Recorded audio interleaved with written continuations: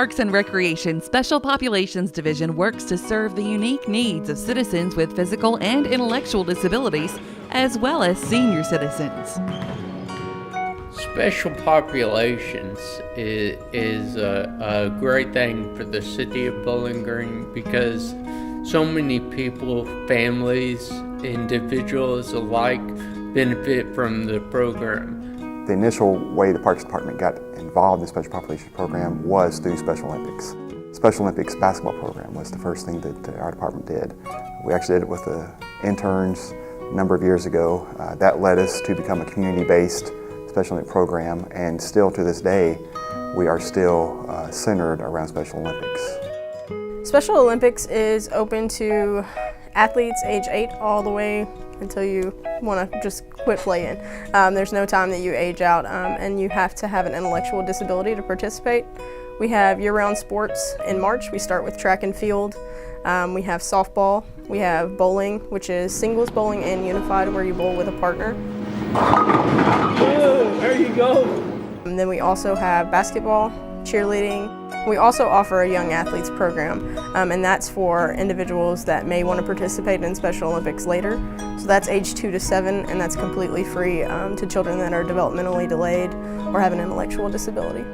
The benefits that the participants and the families draw from Special Olympics, the easiest, or at least the first foremost, would be the exercise that individuals gain from just participation in general from the activities. Special Olympics, by design, by its mission, is athletic events. So you have to practice. There's a practice associated with all the sports competitions that the individuals participate in. So there is definitely exercise, sports and wellness, or health and wellness involved with participation.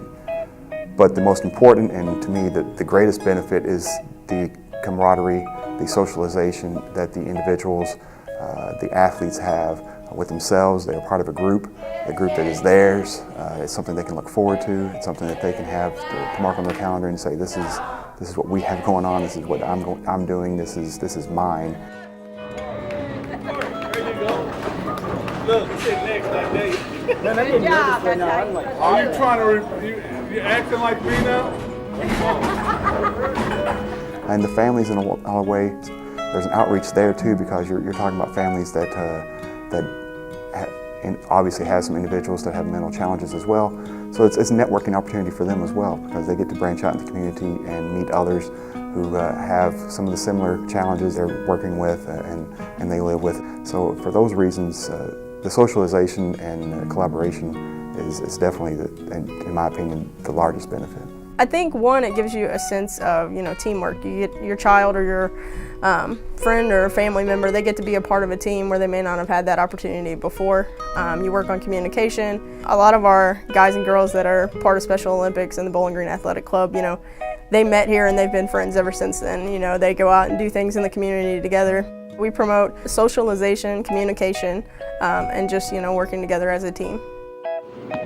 In addition to Special Olympics, the Special Populations Division offers other indispensable wellness and social activities. One of my employees, Michael Carter here, he is offering a fitness class for anyone that has a physical disability or intellectual disability or without a disability, where he works on fitness, whether that's conditioning. He does cycling classes and stuff like that. That's offered through here. And we're also looking into, possibly trying to get like a wheelchair basketball league for this area. I offer several classes to specifically to the special populations. They can come see me. I bring them to the fitness facility and train them how to use the weights, the cardio, and hopefully that will increase the quality of their life. That's a goal, at least. What I do with my fitness class, when I train individuals in the weight room, in the cardio room, is to ask the individuals what their goals are, to help them create a goal if needed. And those goals would be designed to help improve the quality of that individual's life. Camp Happy Days is a program that we offer during June and July here at Coomer Little. It's open to children age 7 all the way up to age 35. And What we do is we separate them into groups and they get to come here every day, Monday through Friday for camp. We have about 7 groups of individuals. When we go out in the community, we take field trips, we do activities here. You know, we might have like summer relays and stuff like that. We went to the movies this year, went to Cheney's Dairy Barn. The Corvette Museum had us out, and we just try to, you know, show them what's out in the community, teach them about, you know, friendship, communication, and how to, you know, just have that fun camp experience that they may not get to have somewhere else. And then we also do some things here above and beyond just Special Olympics. In other words, our club is built on social opportunities. We're going to do dances, dinners, movies, come out and enjoy their time with their friends. We do a lot of social events. Like for Thanksgiving, we recently did like a Thanksgiving dinner. We have newsletters that go out and kind of keep everybody in touch. We do movie nights here at Coomer Little where we'll have a movie. We serve popcorn and juice. And then we just always kind of look for an opportunity to go out in the community and socialize. Sometimes we go to Western ball games or events like that, volleyball games, softball. The staff works diligently to create a safe, fun, and caring environment for participants and their families. The passion they have for their work with special populations makes it more than just a job. We have 2 full-time individuals. Majority of their time is dedicated to a lot of the programming, whether it's Special Olympics, whether it's long-term care facilities, whether it's some of our special events in the community, those things. And then we have 3 part-time staff, which is Pam Coleman, Michael Carter, and Michael Justice. And honestly, we would not be able to function the way we do if we didn't have each one of these staff members. You know, Pam, she's instrumental in helping us get the uniforms together. She helps with the bookkeeping for Special Olympics, the Adult Athletic Club. You know, Michael Carter, he's got his fitness classes and he helps out at the front desk. And then Michael Justice, he's helping out a lot, you know, with Special Olympics. He also helps out at the front desk, you know, doing pass renewals for Coomer Little, doing pass registrations, making sure that the gym, you know, runs smoothly and stuff like that. And then come the summer months, we have approximately 25 seasonal employees to help us with our free summer day camp, which is Camp Happy Days. The schedule that the staffing have, like any good recreation professional, they understand that Parks and Recreation events, activities are typically when others are off work. We do a lot of weekend work because, you know, a lot of our games or tournaments are held on Saturdays, sometimes on Sundays. Pam, you know, she's getting those uniforms ready to go, and Michael's making sure the buses are gassed up. And yeah, we put in a lot of hours and we have a lot of fun with it though. Coomer Little Recreation Center is the hub of the Special Populations Division. It's the location of most program activities and offices of the staff. Coomer Little is uniquely designed, and it's designed to have no impediments towards participation. In other words, the thought is from the parking lot to the basketball court, all that stands in the way would be a door that has a handicap button. It has an elevator here. Everything is beyond ADA acceptable. We have a facility that was specifically designed to meet the needs of individuals with physical challenges.